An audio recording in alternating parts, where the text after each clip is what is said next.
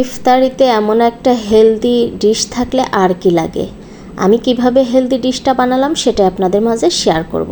এখানে প্রথমে চিড়া ভিজিয়ে রাখছিলাম, সেটা নিয়ে নিয়েছি, সাথে 3 রকমের ফল দিয়েছি, কলা, আঙ্গুর আর আপেল, আপনি যে কোনো ফল দিতে পারেন।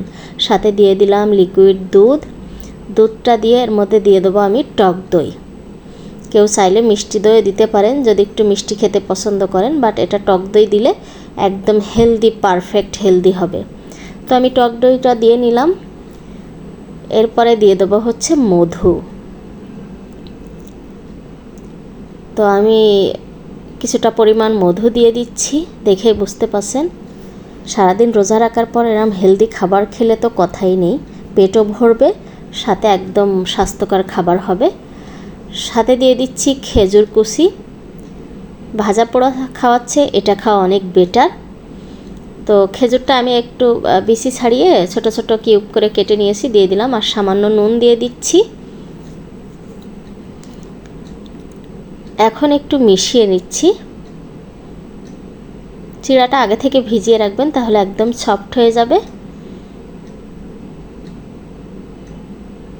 তো খুব ভালো করে আমি মিশিয়ে নিয়েছি। আর আমি একটা জিনিস দিতে ভুলে গেছি, সেটা হচ্ছে চিয়া সিড। অবশ্যই আমার বাসায় আছে, কিন্তু আমি ভুলে গেছি, আমি আসলে মন ভোলা মানুষ।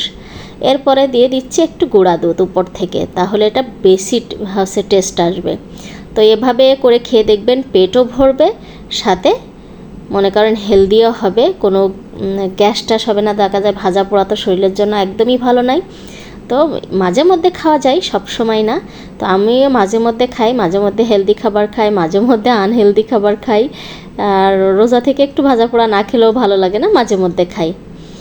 আর আজকে দারুণ একটা তরকারি রান্না করছি, সেটা হচ্ছে বেগুন দিয়ে রুই মাছের মাথা, লেজ, তারপরে মাছ দিয়ে হচ্ছে কুমড়ো বড়ি দিয়ে, আলু দিয়ে, বেগুন দিয়ে রান্না করতেছি। দারুণ একটা তরকারি না? এখন মামি আমরা একটু হচ্ছে টমেটো মাখা খাচ্ছি। রাতের বেলায় বসে বসে মামি টমেটো মাখা খাচ্ছি। আসলেই কত কিছুই মন চায়। আর বিশেষ করে ওর বাবা সারাদিন বাসায় থাকে না, আমাদের মামি যা মন চায়, যা ইচ্ছা করে তাই করে। আমার মেয়ে দেখেন খেয়ে সে বলে হেব্বি লাগছে। আমার মেয়ে, আমার এতটুকু বাচ্চা, বিশ্বাস করেন আমার স্বামী কখনো আমার খাবার খেয়ে প্রশংসা করে না। কিন্তু এমন একটা মানুষ নেই যে আমার খাবার খেয়ে প্রশংসা করে না। আমার হাতের খাবার নাকি খুব ভালো হয়। আর আমার এত ছোট বাচ্চা, সে প্রশংসা করে, বলে মাম্মাম তোমার হাতের রান্না এত মজা, আমি অবাক হয়ে যাই। যাই হোক, আজকে সেহরিতে ছিল হচ্ছে এই যে বেগুন দিয়ে, রুই মাছ দিয়ে, বড়ি দিয়ে রান্না করা, আর সাথে ডিম সেদ্ধ, তারপরে হচ্ছে আর কি, তারপরে কচুর শাক রান্না করছিলাম। অলরেডি সব খাওয়া দাওয়া শেষ। আর আজকে দুধ আনতে ভুলে গেছে, দুধও নেই, কলা আছে, শুধু কলা কীভাবে খাবে। এটাই ছিল আজকে আমাদের ভিডিও। কেমন লেগে